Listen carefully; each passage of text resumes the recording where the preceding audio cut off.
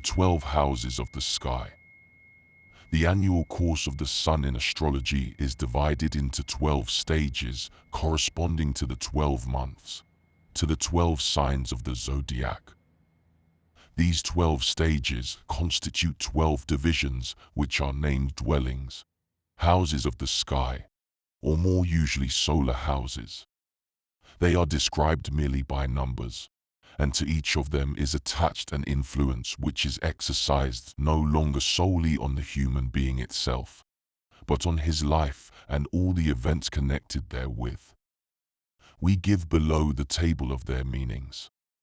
First house. It relates to the vital forces and personal connections, that is to say our temperament, our qualities, defects and flaws, to our general happiness or unhappiness, to the success or failure of our existence which, in one word, may be successful or spoilt. It is the house of life. Second house. This corresponds with our expectations of success occupations, posts, employments, their profits or their benefits, in one word the material success of our work. It is the house of wealth. Third house. It is the house of the relations between brothers and sisters and the consequences of these relations. It is the house of collaterals. Fourth house.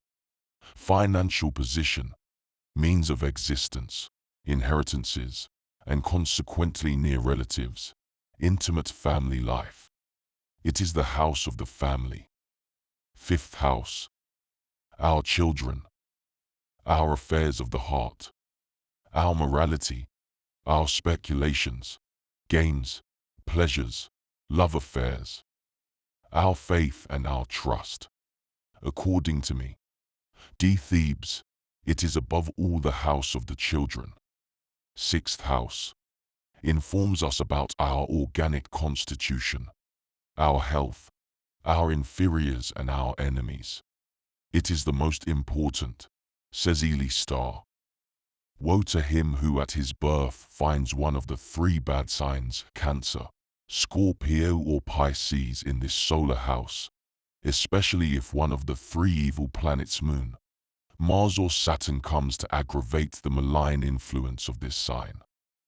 Even if he should be born on the steps of a throne, with this fatidic planetary appearance he is condemned to an unhappy life or to a disastrous end.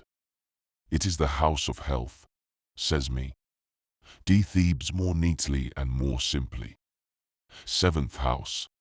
It is that of matrimonial contracts and associations, of lawsuits and enmities, of all that belongs to our relations with strangers. It is what, according to various authors, is called in one word the house of marriage. Eighth house. It gives information on the struggles and obstacles of the life of the subject. Lawsuits, vexations, separations, divorces, mournings, wounds, accidents.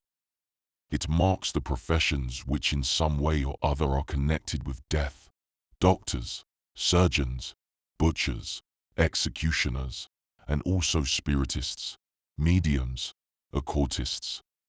It similarly governs the consequences of death, such as wills, legacies, dowries, and further the forebodings, fatalities, relations with the beyond. It is the house of death. Ninth house. The ruler of the intellect, capability, ambition, journeys and their results, dreams and prophecies, religion and occult sciences. It is specially concerned with churchmen. It is the house of religion. 10th house. Of extreme influence, called the center of the sky, because it is at the top of the circle. It is the home of wealth, of honors, of glory. It gives information as to the part which the subject will play on the stage of the world, whether brilliant or modest, ephemeral or lasting. It marks the heads of the state, in the male horoscope the father of the family, in the female the mother. It is the house of honors. 11th house. It governs our friends and our social relations, indicates the kind and the degree of sympathy which is shown to us, the value of those who protect or lead us. It also throws light on our plans and our hopes. It is the house of friendship. 12th house. It is that of misfortune, of difficulties, of ruin, of exile and imprisonment, of trials, scandal, social disaster. It is called the hell of the zodiac in comparison with the 6th, which faces it, and is called the paradise of the zodiac. The beneficent planets which dwell in this accursed lodging bring to it but small and transitory consolation. It is the house of enemies. The solar houses are fixed in the sky. Thus they receive in turn the 12 signs of the zodiac with their influence. Thus the ram is found at the start in the 1st house, then in April it passes to the 2nd, in May to the 3rd, etc. On each it sheds its rays. Whence the necessity, as will be seen farther on, when casting a horoscope, of marking the place of the signs in the various houses of the sky. Below are 2 practical designs showing at a glance the place of the solar houses and helping in the casting of a horoscope. Configuration of the 12 solar houses. It will be seen on the one hand that the order of the houses must be read anti-clockwise, and on the other hand the relative importance of the placing of the houses will be seen. At the top is the 10th house, the royal dwelling of the horoscope, the most important symbol, the general part which the subject plays on earth.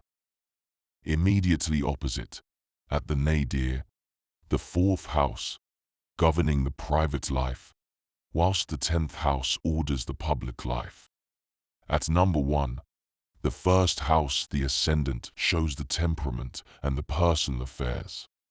At number 7, facing it, help or hindrance for these initiatives.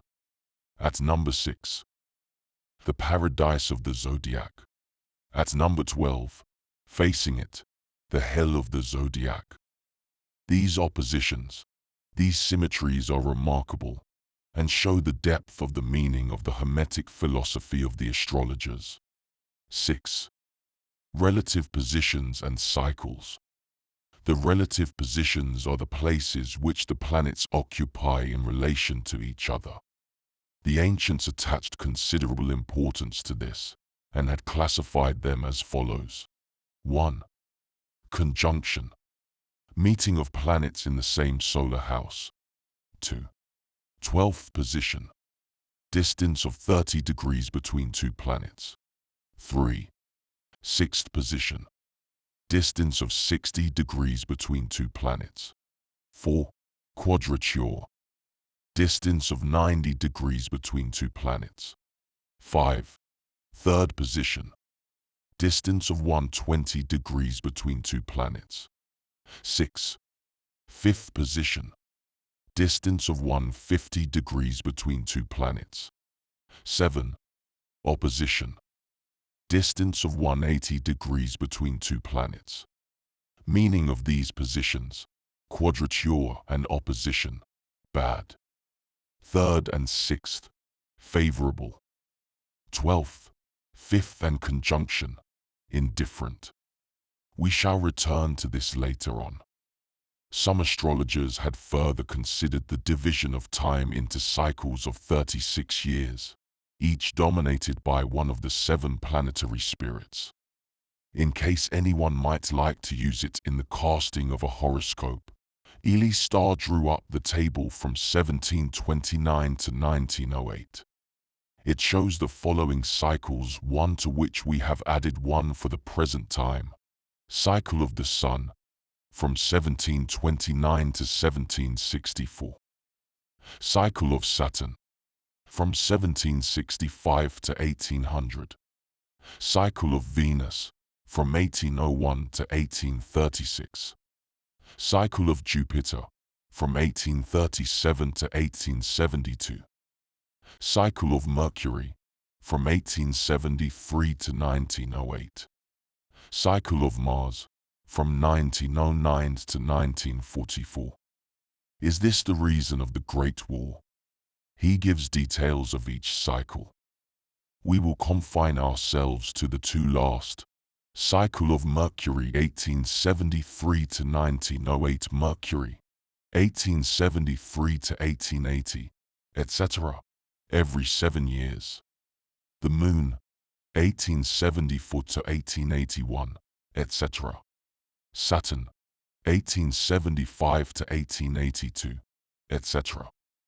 Jupiter 1876 to 1883, etc. Mars 1877 to 1884, etc. The Sun 1878 to 1885, etc. Venus 1879 to 1886, etc. Cycle of Mars 1909 to 1944, Mars 1909 to 1916, etc. The Sun 1910 to 1917, etc. Venus 1911 to 1918, etc. Mercury 1912 to 1919, etc. The Moon 1913 to 1920, etc. Saturn 1914 to 1921, etc. Jupiter 1915 to 1922, etc. The year 1925 of the cycle of Mars is thus dominated by Venus. The planets governing the cycles are placed in contrary sequence to the days of the week. In each cycle, the initial planet is the same as that of the cycle. The sequence of the planets is always the same.